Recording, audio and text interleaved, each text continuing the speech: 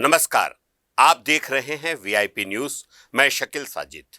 बढ़ते हैं खबरों की ओर। मुख्यमंत्री भूपेश बघेल ने गुरुवार को प्रदेश के पहले अंतर्राष्ट्रीय फुटबॉल स्टेडियम का शुभारंभ किया। इस दौरान उन्होंने गोल मारकर अपने फुटबॉल स्किल का भी परिचय दिया। बता दें कि international federation of association FIFA ने जगदलपुर के इस प्रियदर्शनी फुटबॉल स्टेडियम को अंतर्राष्ट्रीय स्टेडियम की मान्यता दी है।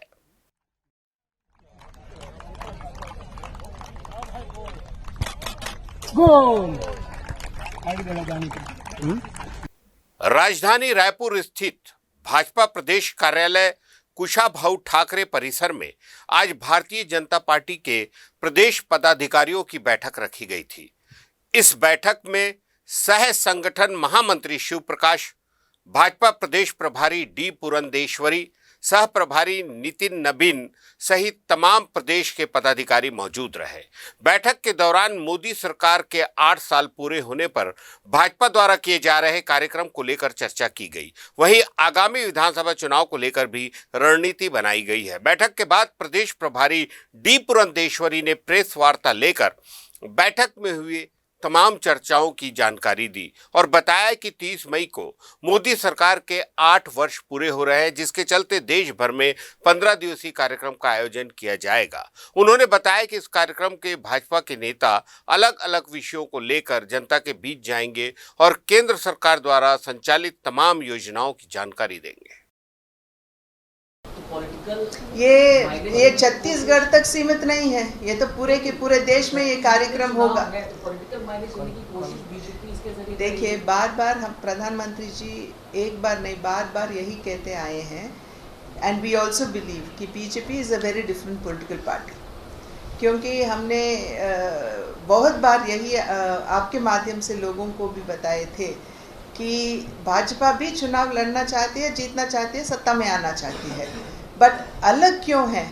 अलग इसलिए है क्योंकि सारे राजनीतिक दल जीतकर सत्ता में आना चाहती है अधिकार चलाने के लिए, पर भाजपा जीतकर सत्ता में आने चाहती है अधिकार को सेवा का माध्यम बनाने के लिए। तो देयर इज अ डिफरेंस ना। So keeping that difference in mind, we definitely we believe, जैसे मैंने अभी कहा, प्रिंसिपल itself is अंत्योदय। हमारे जो फाउंडर्स ने हमको जो मूल सोच विचार दिए हैं वही है अंत्योदय, और उसका मतलब ही है सेवा। तो उसी को लेकर हम आगे जाएंगे। तो क्या लगता है छत्तीसगढ़ में जो कांग्रेस है वो भी अधिकार जमा रही है? आपको पता है, आपको पता है, मुझे क्या कहना है इसमें। बीजेपी को क्या लगता? नहीं, जैसे किस वर्ग को उन्होंने संतुष्ट किया बताइए मुझे। युवाओं को रोजगार भत्ता का वादा किए थे, दिए कि क्या? नहीं दिए। और वैसे महिलाओं को भी वंचित किए उन्होंने, शराबबंदी का वादा किए थे। उनकी घोषणा पत्र, एक हाथ में गंगा जल लेके दूसरे हाथ में घोषणा पत्र लेकर लोगों के पास गए थे। वो 36 वादे दिए गए थे, 36 वादे निभाए क्या? आपको उनसे पूछना है, लोगों से पूछना है। गोठान में कितना करप्शन हो रही है। हम सब ने गोठानों का संदर्शन किए थे, पर वहाँ गांव के नाम ही नहीं है, वहाँ पे सबको पता है। लंदन के कैम्ब्रिज यूनिवर्सिटी छात्रों ने कांग्रेस के पूर्व राष्ट्रीय अध्यक्ष राहुल गांधी से छत्तीसगढ़ हसदेव अरण्य मामले में सवाल किया था। इस सवाल पर राहुल गांधी ने जल्द ही नतीजा निकाले जाने की बात कही थी। राहुल गांधी के इस बयान के बाद छत्तीसगढ़ के मंत्री रविंद्र चौबे और मंत्री मोहम्मद अकबर ने राज्यपाल अनुसुईया उइके से मुलाकात कर तमाम जानकारी दी है। राज्यपाल से मुलाकात के बाद मंत्री रविंद्र चौबे ने बताया कि राहुल गांधी कांग्रेस के वरिष्ठ नेता हैं और उनके द्वारा जो भी निर्देश दिए जा रहे हैं, छत्तीसगढ़ सरकार उस दिशा में काम कर रही है।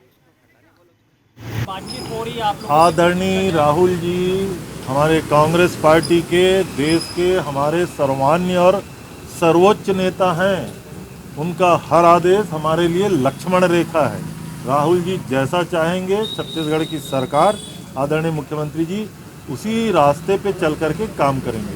ये बीजेपी चेहरे को लेकर छत्तीसगढ़ के प्रसिद्ध निर्माता निर्देशक मनोज वर्मा द्वारा निर्देशित हिंदी फिल्म भूलन द मेज 27 मई से देश भर के सभी सिनेमाघरों और मल्टीप्लेक्स में रिलीज होने जा रही है।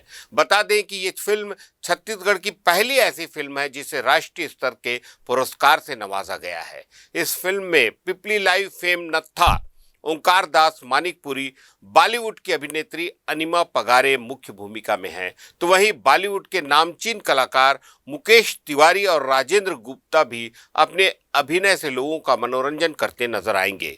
फिल्म की रिलीजिंग और फिल्म से जुड़े तमाम घटनाक्रम को लेकर फिल्म भूलन द मेज की पूरी टीम से खास बातचीत की हमारे संवाददाता ने। National award winning film Bhulan the मेज 27 मई को देश भर में एक साथ प्रदर्शित होने जा रही है। बता दें कि ये फिल्म पहली ऐसी फिल्म है जो छत्तीसगढ़ से राष्ट्रीय लेवल तक पहुंची है। फिल्म के निर्देशक मनोज वर्मा जी हमारे साथ हैं, उनसे ही जानने की कोशिश करते हैं क्या कुछ आपने इस फिल्म से देखा है, क्या कुछ सीखा है और किस तरह से लोगों के बीच लेकर।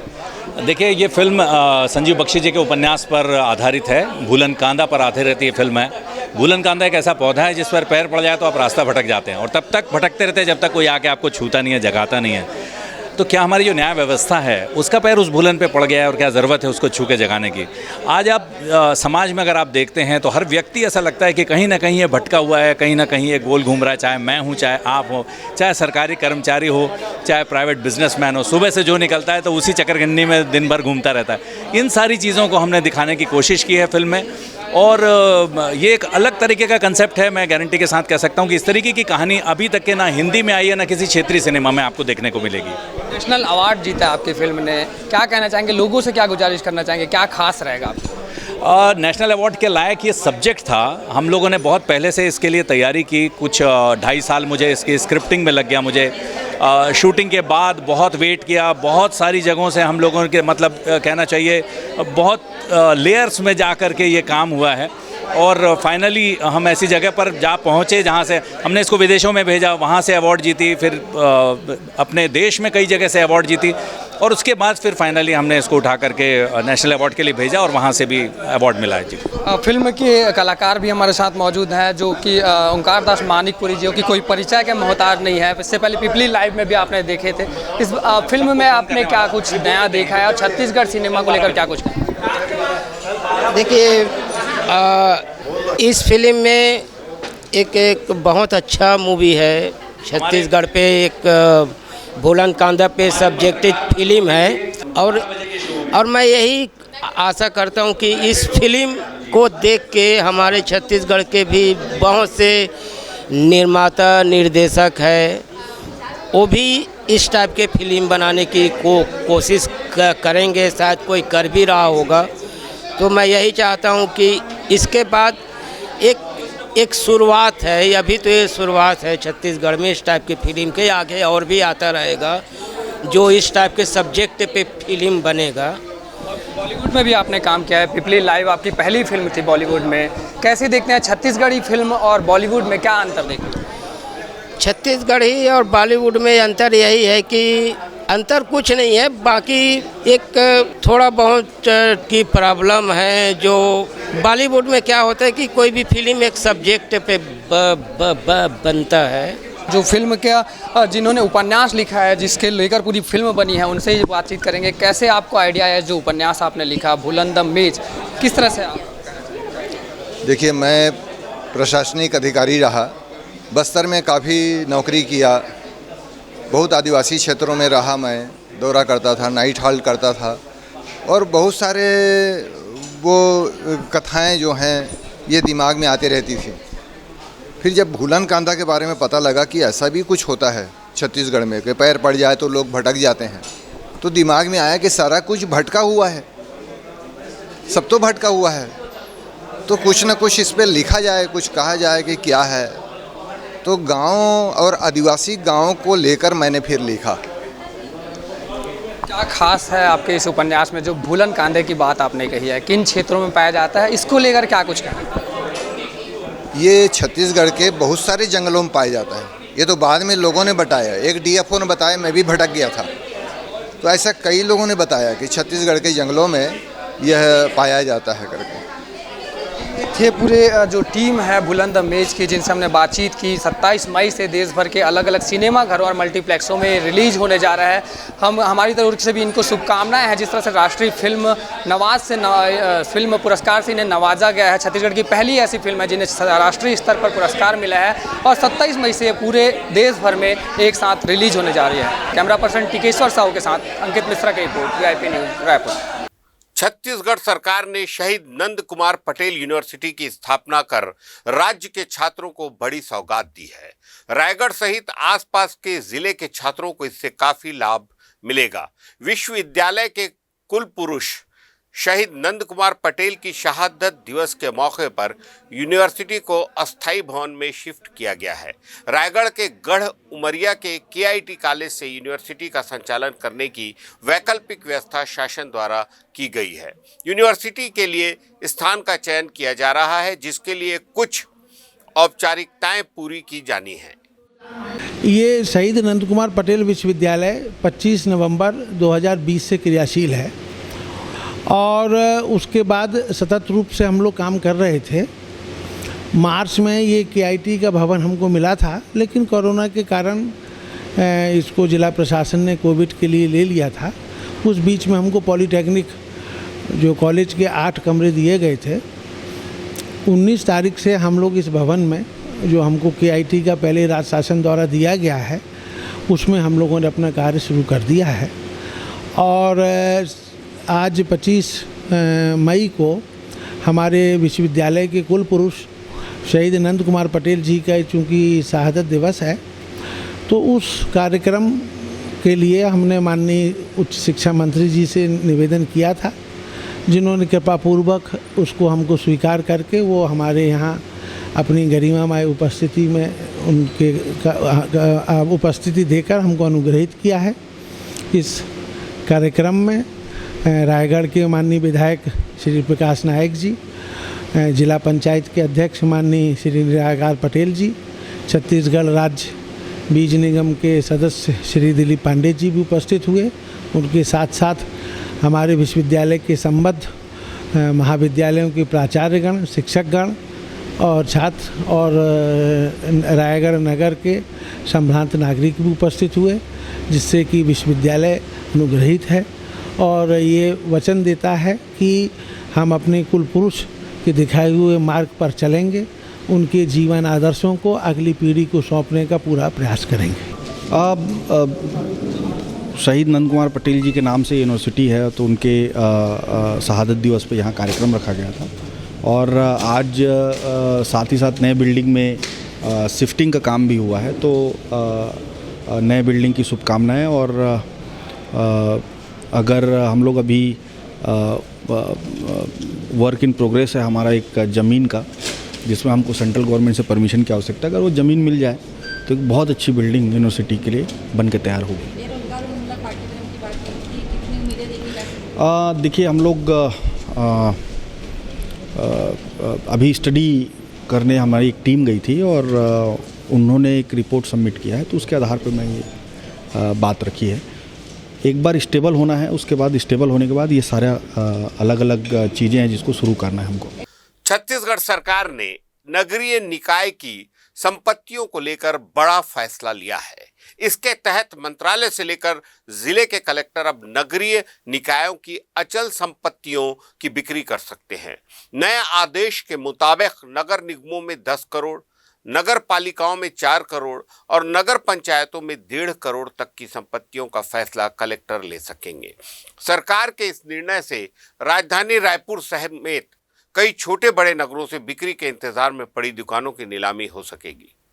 शासन के इस फैसले से निकायों की आय बढ़ने और पारदर्शिता बने रहने की उम्मीद जताई जा रही है।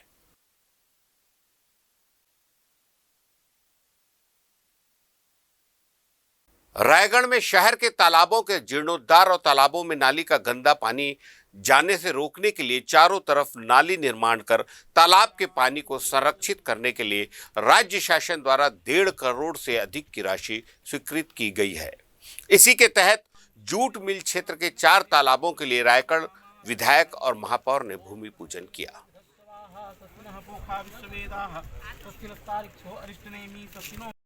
पर उस समय छोटी थी। आज रायगढ़ नगर निगम क्षेत्र में एनजीटी के तहत 1.5 करोड़ के राशि से लगभग 5 तालाबों के किनारे नाली निर्माण एवं उसके रख रखाव के लिए भूमि पूजन किया गया। उसमें कैदी मुड़ा, मिट्ठू मुड़ा और दर्री तालाब, ऐसे 5 तालाब थे और इसमें साथ में मेयर भी शामिल थी और हमारे वहाँ के स्थानीय पार्षद शामिल थे। बेमेतरा जिले के नगर पंचायत थान खमरिया में अध्यक्ष अंजना राजेश ठाकुर के खिलाफ अविश्वास प्रस्ताव पारित किया गया था, जिस पर अध्यक्ष ने न्यायालय का दरवाजा खटखटाया था, जिस पर अविश्वास प्रस्ताव पर न्यायालय ने स्टे लगाकर राहत दे दी है। नगर पंचायत अध्यक्ष अंजना राजेश ठाकुर का कहना है कि वह अपने नगर पंचायत में राजनीति असमंजस के चलते मूलभूत सुविधा दिलाने में काफी समस्या हो रही है। नगर वासियों को मूलभूत सुविधा नहीं मिल पा रही है और देखने वाली बात यह है कि क्या कोर्ट के स्टे ऑर्डर से नगर अध्यक्ष को राहत मिल पाएगी। आज हम आपको लेकर चलते हैं बेमेतरा जिले के थान खमरिया नगर पंचायत में। हमारे साथ में बैठी हैं अध्यक्ष अंजना राजेश ठाकुर जी हैं, जिनके खिलाफ अविश्वास प्रस्ताव रखा गया था और इन्होंने साफ पाक ये साबित करने के लिए न्यायालय का दरवाजा खटखटाया और वहां से इनको स्टे ऑर्डर मिला है। आइए हम उनसे बात करें। जी, आप लगातार 2.5-3 साल से जो जूझ रही हैं और आपके पीछे जो अविश्वास प्रस्ताव लाया गया था और आपको क्या क्या समस्या हुई इसको लेकर के? मैं जब से अध्यक्ष पद निर्वाचित हुई हूँ तब से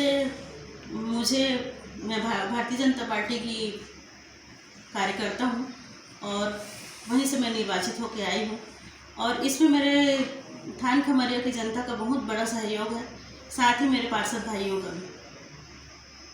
और जब से अभी 2.5 साल पूरा होने को आया है मेरे शासन को, और जब से मैं निर्वाचित होकर आई हूँ तब से मुझे बहुत परेशानी का सामना करना पड़ रहा है और कई परेशानियाँ हैं। इसमें पूरी राजनीति झलक रही है, क्योंकि बेमेतरा जिला में एकमात्र नगर पंचायत है थान खमरिया, जिसमें भारतीय जनता पार्टी की सरकार है। इसमें स्थानीय नागरिकों का तो सहयोग पूर्ण रूप से मुझे मिल रहा है, पर कहीं ना कहीं मुझे ऊपर से शासन प्रशासन से हमेशा उपेक्षा का शिकार होना पड़ता है। मैं जब से पदभार ग्रहण की हूँ तब से मैंने पीआईसी का गठन किया। इसमें सभी पार्षदों का हस्ताक्षर युक्त वो था। उसके बाद भी सीएमओ द्वारा आज तक बैठक नहीं बुलाई गई। इसमें बहुत छोटी समस्या है जिसका निराकरण करने में बहुत समस्या का सामना करना पड़ता है और बहुत इसमें नगर विकास में बहुत सारा काम ऐसा है जिससे प्रभावित होता है। और बहुत सारे अभी बीच में जो था वो बहुत सारी चर्चाएं चली थी कि आपने कांग्रेस का दामन थामने वाला है या आपके ऊपर ऐसा कोई दबाव आया था इसको लेकर के? ऐसा तो कभी हो नहीं सकता। दबाव तो मुझे शुरू से बनाया जा रहा था कि कांग्रेस का गमछा पहन लो, शामिल हो जाओ, पर मैं सिर्फ ये जानती हूँ कि मैं भारतीय जनता पार्टी की कार्यकर्ता हूँ, सदस्य हूँ और ये पार्टी नहीं, ये मेरा परिवार है। और आप ही बताइए कौन अपने परिवार को छोड़ के दूसरे जगह जाएगा? मैं इसको नहीं मानती, क्योंकि पार्टी मेरा धर्म है। लगातार जो राजनीति के चलते जो अविश्वास प्रस्ताव और परिषद की जो बैठक होती है उसको लेकर के जो भी आप लोगों के बीच में जो असमंजस जो चल रही थी, उससे जो लोगों को मूलभूत सुविधाएं मिलने में काफ़ी समस्या हो रही थी, उसके बारे में क्या कहेंगे आप? मात्र पीआईसी का गठन तो हो गया है और इसमें बैठक आज तक नहीं बुलाई गई, क्योंकि जब सीएमओ को हम बोलते हैं बैठक के लिए बार बार आवेदन देते हैं तो यही कहते हैं कि हाँ अभी नहीं बुला सकते क्योंकि हमारे ऊपर से दबाव है। मैं नगर की जनता को बताना चाहती हूँ कि ये दबाव कहाँ से आ रहा है जिससे कार्य प्रभावित हो रहा है। और जगह है जहाँ और नगर पंचायत है वहाँ इतना कार्य हो रहा है, फिर थान खमरिया को क्यों उपेक्षा का शिकार होना पड़ रहा है? कहीं ना कहीं लग रहा है आपको कि राजनीतिक संरक्षण के चलते अधिकारियां जो है आपकी बात नहीं मान रहे हैं, काम करने में असफल है।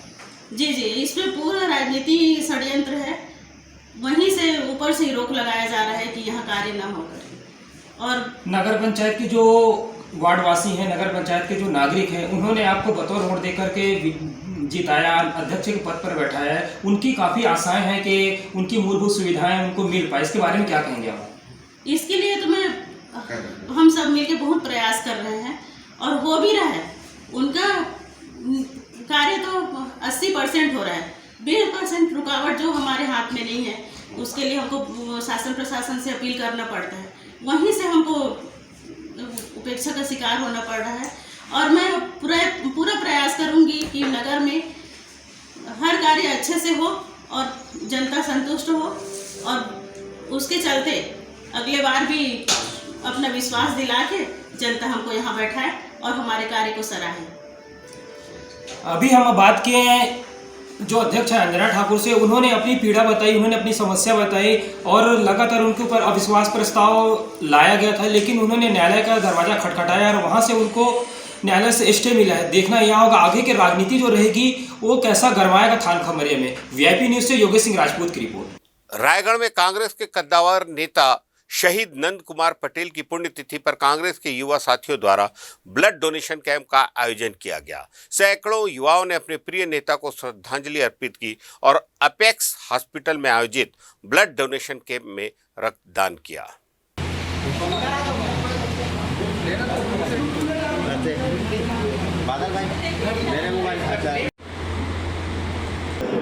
शहीद नंद कुमार पटेल जी थे 25 मई 2013 को इस धरती से चले गए। हम लोग हृदय से उनके साथ जुड़े हुए थे, उनके प्रति हमारी अपार श्रद्धा रही है। हम सब युवा साथी 2014 से निरंतर उनके शहीद दिवस में ब्लड डोनेशन कैंप रखते हैं और उनकी जैसी सोच थी लोगों को मदद मिलना चाहिए, तो उनके जाने के बाद भी हम उस प्रेरणा उनको मान के लोगों की मदद करने के उद्देश्य से शहीद दिवस के दिन रक्तदान करते हैं। ब्लड बैंक कैंप रखा गया था नंद कुमार पटेल जी के शहादत में। टोटल 9 यूनिट ब्लड डोनेशन हुआ है और आगे भी कार्य हो रहा है। शहादत दिवस के दिन हमारे युवा साथियों के द्वारा खरसिया में और रायगढ़ में ब्लड डोनेशन का काम किया जा रहा है। तो एक ब्लड डोनेट जितना हो जाए उतना अच्छा है हमारे ज़िले के लोगों को, हमारे इस प्रदेश के लोगों को उससे जो लाभ मिल सके। लेते हैं एक छोटा सा ब्रेक।